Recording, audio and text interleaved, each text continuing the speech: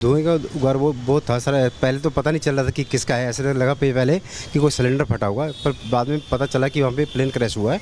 तो plane crash हुआ जिसको पूरा आसपास में जितना था सब आग फैली हुई थी। तो एक पर्सन है सिक्योरिटी गार्ड है, तो वो बाहर अंदर से बाहर आए तो जले हुए थे, तो उनको हमने अपनी टीम को देकर रेस्क्यू करके सिविल में शिफ्ट किया। बाद में जो विश्वास है, बाद में एक दूसरा पर्सन है जो अंदर से पहले बाहर आया, फिर बाद में वो अंदर जाने लगा। फिर हमने उसको पकड़ के जब देखा तो उसको इंजरी हुई थी। बाद में पता चला कि वो प्लेन में से बाहर गिरा था बंदा, तो उसको भी हमने एम्बुलेंस में शिफ्ट किया सिविल अस्पताल में। अच्छा देखिए, जो शख्स जिंदा एक बच गया ना विमान में कूद के, जिसने अपनी जान बचाई, उस शख्स को भी लेकर आने वाले यही हैं। जब वो शख्स आया आप लोगों के साथ जो जिंदा बच गया था, उसका हाव भाव क्या था? पूरा घबराया हुआ था और उसका कुछ मिस वो अपने होश आवाज़ में नहीं था। वो मिस ऐसा बता रहा कि मेरी जो फैमिली है वो अंदर है, प्लेन के अंदर है। हाँ, तो वो उस घबराहट के कारण वो अंदर जा रहा था दोबारा वापस, तो उसको फिर हमने थोड़ा शांत करवाया, फिर एम्बुलेंस में शिफ्ट किया सर। अच्छा, एक शख्स है जो देखिए 50 से ज़्यादा डेड बॉडी अकेले निकाले वहाँ पर हादसे के बाद। डेड बॉडी जब आप देख रहे थे उसकी हालत क्या हो चुकी थी? आपने अकेले कितनी डेड बॉडी निकाली? उस समय का वहाँ मंजर कैसा था? वहाँ हम जब देखा तब पूरी सब डेड उड़े सभी की सभी जली हुई थी। कुछ उसके बॉडी पर कुछ बचा नहीं, पूरी स्किन जली हुई थी पूरा का पूरा। और हम जब उसको तुरंत निकालने का हमारी टीम मिलकर सब ने निकाला फटाफट। फिर एनडीआरएफ टीम और फायर की टीम के सपोर्ट से ज़्यादा से ज़्यादा बॉडी निकाली। करीबन 50 से 60 बॉडी हम लोगों ने निकाल के रेस्क्यू करके हमने एम्बुलेंस के अंदर शिफ्ट किया है, उसको सिविल हॉस्पिटल पहुँचाया है।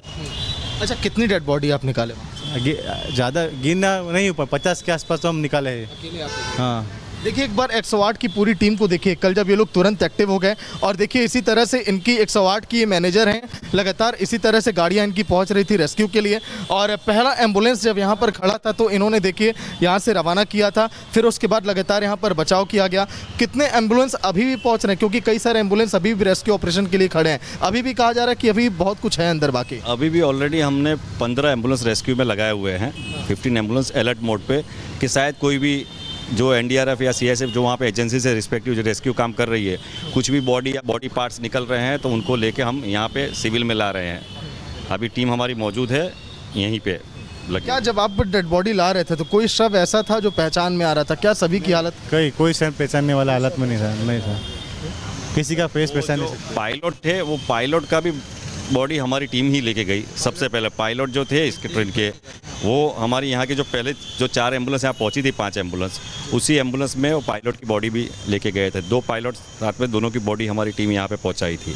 अच्छा, आप मैनेजर हैं, आपने कैसे इस ऑपरेशन को आप कर रहे हैं? कितने लोग आप लगाए हैं और कितनी मदद आपकी अपने कर्मचारियों की मिली? क्या कुछ बताएं। जनरली कि मैं 17 साल से इमरजेंसी सर्विस में हूँ। हमने बहुत सारे इमरजेंसीज हैंडल किए, लेकिन 2, 4, 5, 10 इमरजेंसी होते हैं या 50 इमरजेंसी।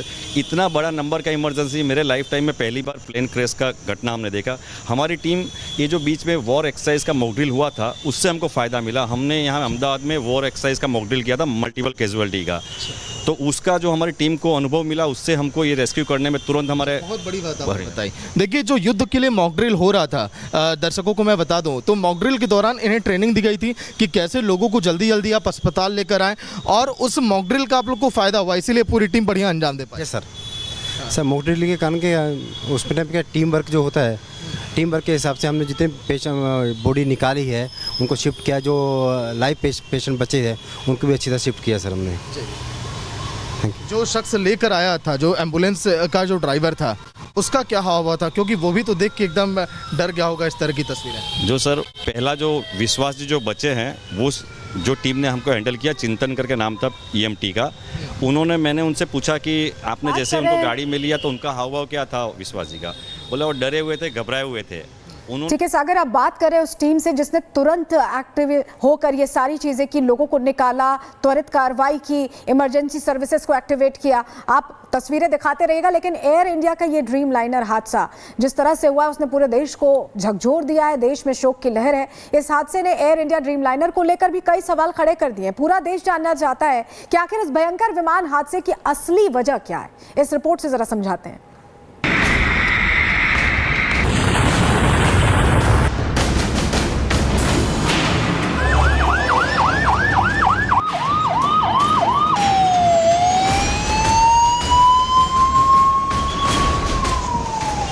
अहमदाबाद में एयर इंडिया का बोइंग 787 ड्रीमलाइनर प्लेन गुरुवार दोपहर टेक ऑफ के तुरंत बाद क्रैश हो गया। हादसे में गुजरात के पूर्व मुख्यमंत्री विजय रूपाणी और 12 क्रू मेंबर्स समेत 241 लोगों की मौत हो गई। इस हादसे में जांच में लगी विशेषज्ञों की नजर अब विमान के ब्लैक बॉक्स के डेटा पर टिकी है, जो विमान के दुर्घटनाग्रस्त होने की वजह सामने ला सकती है। बताया जा रहा है कि बहुत जल्द विशेषज्ञों की टीम दुर्घटनाग्रस्त विमान के ब्लैक बॉक्स की जांच और उसमें रिकॉर्ड हुए डेटा की जांच शुरू कर देगी। लेकिन विशेषज्ञों का कहना है कि ब्लैक बॉक्स से मिले डेटा और उसे डिकोड करने में कई दिन लग सकते हैं। बहुत ही दर्दनाक हादसा, और उसमें क्या हुआ होगा ये तो flight data recorder, cockpit voice recorder, ACARS के डेटा से पता चलेगा। उससे एक चीज़ साफ नज़र आता है कि एयरक्राफ्ट जो है वो फ्लाई कर रहा था और फ्लाई करते हुए ग्राउंड पे गया है। दैट मीन्स के एयर में कोई एक्सप्लोजन नहीं हुआ था। आपको बता दें, किसी भी विमान हादसे की जांच में सबसे अहम भूमिका ब्लैक बॉक्स की होती है।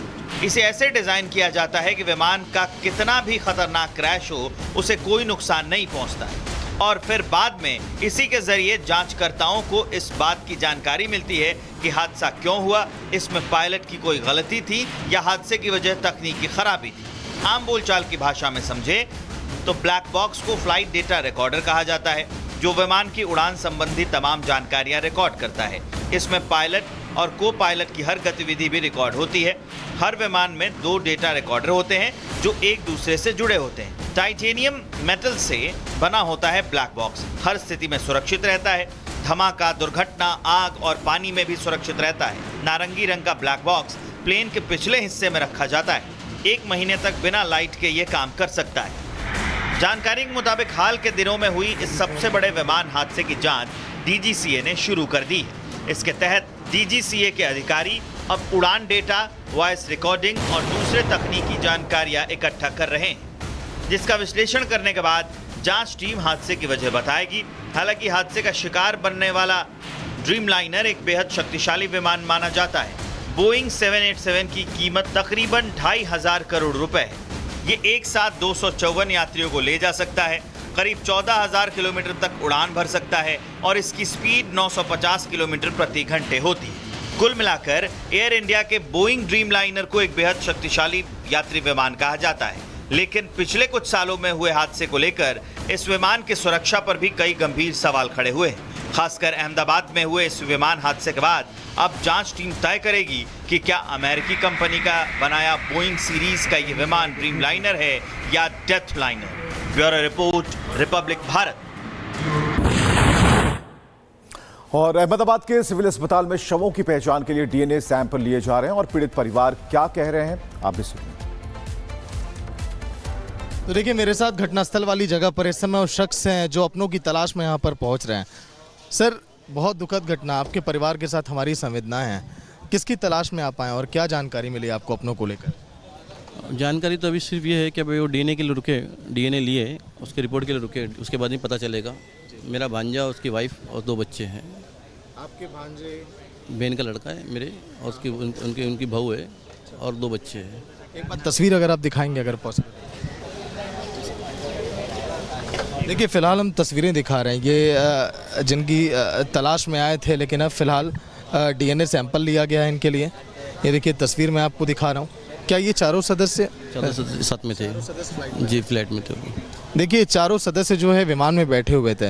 ये इनके सिस्टर हैं, साथ में देखिए उनके पति हैं, 2 बच्चे भी हैं जो फिलहाल। ये मेरा भांजा है। अच्छा, ये इनके भांजे हैं और देखिए फिलहाल ये उनकी वाइफ है और ये 2 बच्चे जो इस विमान में सवार थे, जो विमान देखिए लंदन की तरफ जा रहा था। फिलहाल DNA सैंपल लिया गया। क्या चारों लोगों के शव अभी पहचान में आए? कुछ आपको जानकारी दी गई? हम लोगों ने बोले उन लोगों को कि हमको जाने दो अंदर और पहचान कराने दो। हम तो